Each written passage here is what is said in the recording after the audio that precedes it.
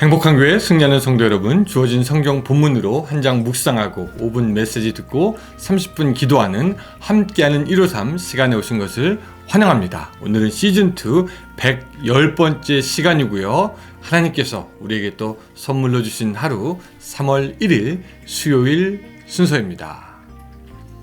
이 생명의 삶이라는 그 잡지에 나온 한 무명 그리스도인의 글을 소개하고 싶습니다. 거룩함은 따분한 것이 아니다. 거룩함은 모든 기쁨의 원천이다 라고 했습니다. 우리들은요, 보통 거룩 이렇게 말을 하면은 내가 하고 싶은 것을 하지 않고 나를 누르고 뭐 좀 세상에 재미있는 것으로부터 떠나, 또 어떤 면에서 보면은 좀 그래서 지루하지 않은가 그렇게 이해하는 경우가 있습니다. 특별히 젊은 사람들은 어떤 그 신앙을 갖는 것, 믿음 생활을 하는 것, 경건한 것, 거룩한 것에 대해서 지루하다, 세상을 떠나서 그냥 지루하다라고 생각하는 경향이 있습니다.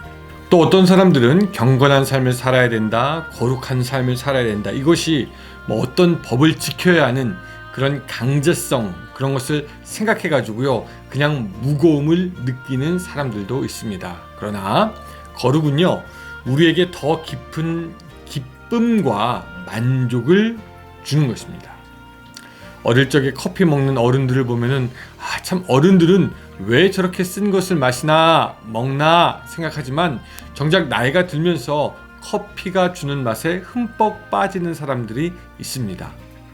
그것처럼 거룩은 지금 우리에게 어쩌면 지루하고 강제적이고 재미없는 것처럼 보일지라도 사실 거룩은 가장 높은 단계의 기쁨을 우리에게 주는 것입니다. 이 거룩을 추구함으로 하나님을 더욱 알아갈 수 있을 뿐만 아니라 깊고도 높은 그 단계의 기쁨을 맛보게 되는 것이죠. 그러므로 여러분, 오늘 하루 살아가면서 거룩하게 살아가는 여러분들의 삶이 되시기를 바랍니다. 자, 오늘 말씀 창세기 44장 31절부터 34절까지의 말씀입니다. 44장 31절부터 34절까지의 말씀. 자, 제가 읽겠습니다. 31절. 아버지가 아이의 없음을 보고 죽으리니 이같이 되면 종들이 주의 종 우리 아버지가 흰 머리로 슬퍼하며 스올로 내려가게 함이니이다. 주의 종이 내 아버지에게 아이를 담보하기를 내가 이를 아버지께 데리고 돌아오지 아니하면 영영이 아버지께 죄의 짐을 지리이다 하였사오니 이제 주의 종으로 그 아이를 대신하여 머물러 있어 내 주의 종이 되게 하시고 그 아이는 그의 형제들과 함께 올려보내소서. 그 아이가 나와 함께 가지 아니하면 내가 어찌 내 아버지에게 올라갈 수 있으리이까. 두렵건대 제 해가 내 아버지께 미침을 보리이다. 아멘. 요사이의 화제는 그 단연코 이 우크라이나에서 일어난 전쟁일 것입니다. 전쟁을 하면서 새롭게 관심을 받는 인물이 생겼는데 그 우크라이나의 대통령 젤렌스키라는 인물입니다. 이 전쟁 초반에는 이 사람이 정치 경험이 없는 사람, 코미디언, 연예인으로 그 초보 정치인으로 무시를 받았는데 지금은 그게 좀 바뀐 것 같더라고요. 그래서 우크라이나 사람들은 물론 세계 사람들에게 진정한 대통령이다 그런 칭송을 받고 있고요. 어떤 사람은 캡틴 우크라이나다 이렇게 말을 하는 사람들도 있긴 있더라고요. 왜냐면은 미국에서 그에게 피난 갈 수 있게 이렇게 제안했다고 합니다. 피난 가도록 해라. 근데 그는 나는 피난 갈 때 필요할 탈 것, 라이드가 필요한 것이 아니라 무기, 애뮤니션이 필요하다. 그렇게 이야기했다고 합니다. 나는 탈 것이 필요한 것이 아니라 무기가 필요하다라고 하면서 거절했다고 합니다. 그것을 본 우크라이나 국민들은 더욱더 힘을 내서 싸우고 이웃의 이유도 더욱 많은 군대를 지원하고 난민 수용을 결정했다. 이런 이야기를 들었습니다. 결과적으로 이 우크라이나의 수도가 더 빨리 점령될 수도 있었지만 아직도 버티고 있다라는 겁니다. 자, 그러고 보면은 이 한 사람의 역할이 굉장히 중요합니다. 항상 말하는 거지만 이 한 사람으로 인해서 사건이나 역사의 물줄기가 바뀌고요. 한 사람으로 인해서 가정, 기업, 국가의 흥망성쇠가 일어나기도 합니다. 자, 그런 면에서 볼 때 오늘 유다가요 아주 중요한 역할을 하게 됩니다. 유다 한 사람입니다. 요셉은 그의 형들을 대접하고 먹을 양식을 주어서 보내면서 자기의 동생 베냐민의 그 자루에 은잔을 넣어둡니다. 그리고 그들이 떠날 때 사람을 보내서 그 형들에게 말하게 합니다. 뭐라고 말했냐면 왜 너희들은 우리 주인의 은잔을 가지고 가느냐 하는 것입니다. 그 형들은 억울하죠. 자기들은 은잔을 갖고 간 적이 없는데, 그래서 억울한 마음에 그들의 자루를 다 쏟아봅니다. 근데 그 은잔이 앞불사 동생 베냐민의 자루에서 발견됩니다. 그래서 그들은 다 같이 성으로 돌아가게 되고 요셉을 만나게 됩니다. 그리고 요셉은 그 자리에서 이렇게 이야기하죠. 베냐민에게서 은잔이 발견되었으니 베냐민은 나에게 있을 것이고 그대들은 평안하게 돌아가라. 그렇게 이야기를 합니다. 그의 형들은 베냐민을 요셉에게 억류하게 해야 하는 그 상황, 사실 그 일이 아비 야곱에게 절대로 일어나면 안 된다라고 생각했는데 지금 그 상황이 벌어지게 됩니다.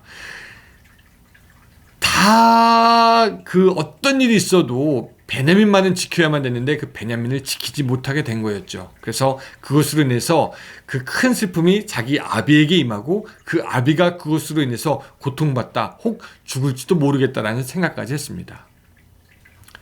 요셉은 베냐민만 있으면 된다. 베냐민은 돌아가지 못한다.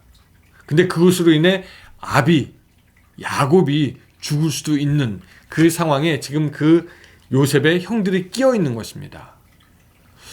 생각해보면은 왜 요셉이 꼭 그렇게까지 할까라고 생각할 수 있는데, 성경을 연구하는 학자들에 의하면은 요셉은 형들이 얼마나 변했는지, 그리고 형들에 대해서 무언가 교훈을 주고 싶어였을 것이다 라고 이야기합니다. 형들이 얼마나 바뀌었는지, 그들이 여전히 예전과 같이 악한지 알아보려고 했다는 것입니다. 그 형들이 여전히 악했다면은 그들은 요셉에게 따끔한 말을 들었을 터이고, 그 형들이 과거에 요셉을 팔았던 것으로 인해 마음의 죄책감을 느끼고 잘못으로 그들의 삶이 바뀌었다면 요셉은 그들을 용납하였을 것이죠.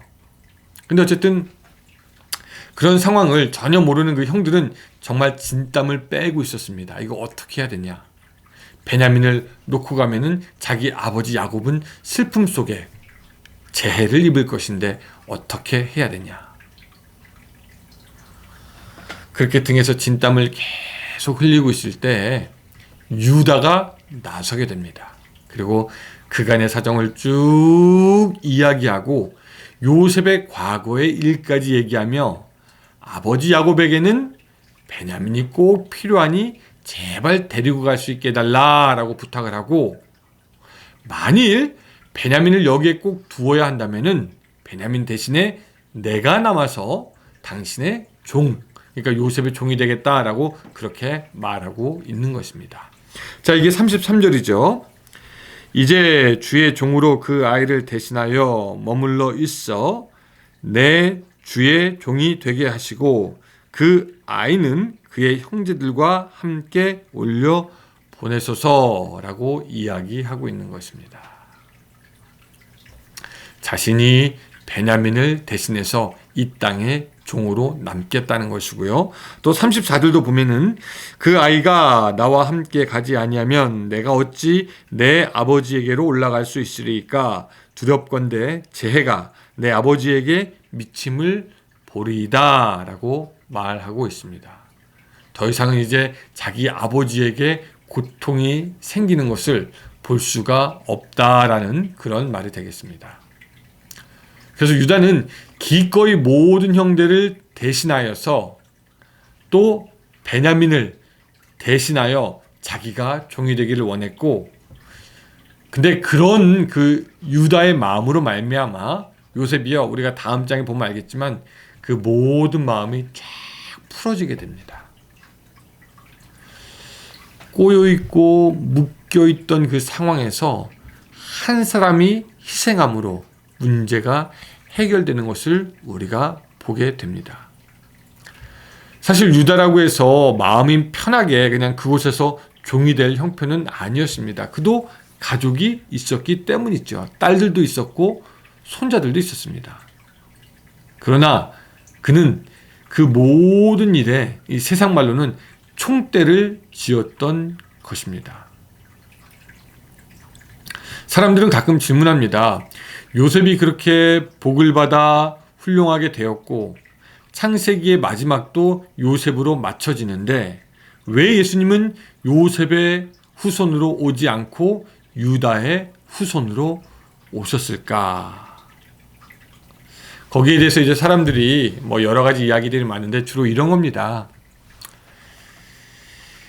그 유다는 다른 형제들과 틀렸다라는 것이죠. 유다는 다른 형제들이 다 요셉을 죽게 구덩이에 내버려 둘 때 그나마 요셉을 살릴 생각으로 구덩이에서 꺼내자라고 했던 사람이라서 사실 다른 어떤 누구보다 자비가 있었다는 것이고요.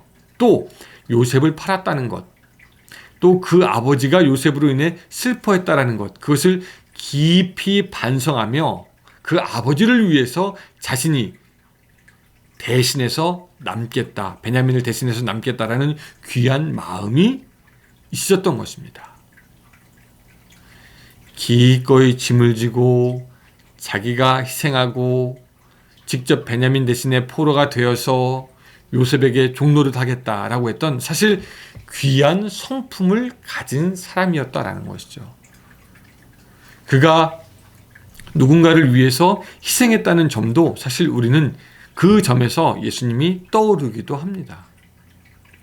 물론 유다의 삶이 다 올바른 것은 아니었습니다. 그도 엉뚱한 일을 했고 잘못을 하긴 했습니다. 근데 그런 유다의 희생이 요셉을 감동시키고 다음에서 보지만 요셉은 그 형에게 자기의 정체를 온전히 드러내게 됩니다.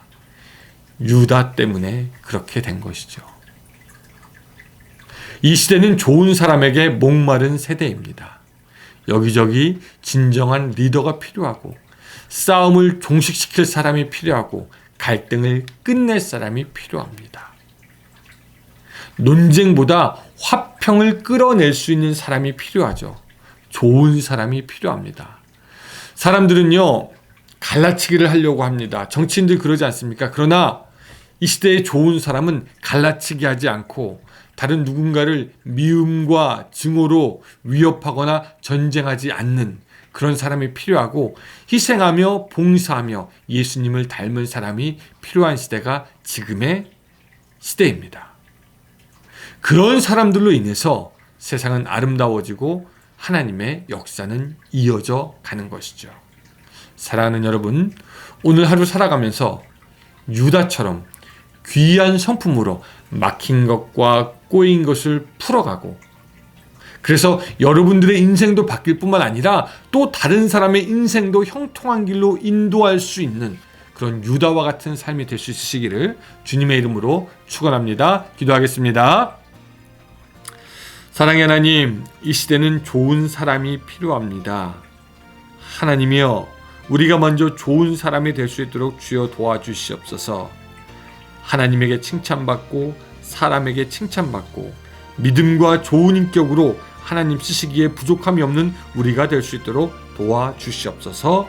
오늘 하루 살아가면서 막힌 것과 얽힌 것을 정리하고 뚫어주는 그 유다처럼 오늘도 우리가 살아갈 수 있도록 도와주시옵소서. 예수님의 이름으로 기도드리옵나이다. 아멘. 네, 감사합니다 여러분. 오늘 하루도 좋은 하루 되시고 주님 안에서 승리한 하루 되시기 바랍니다. 안녕히 계세요.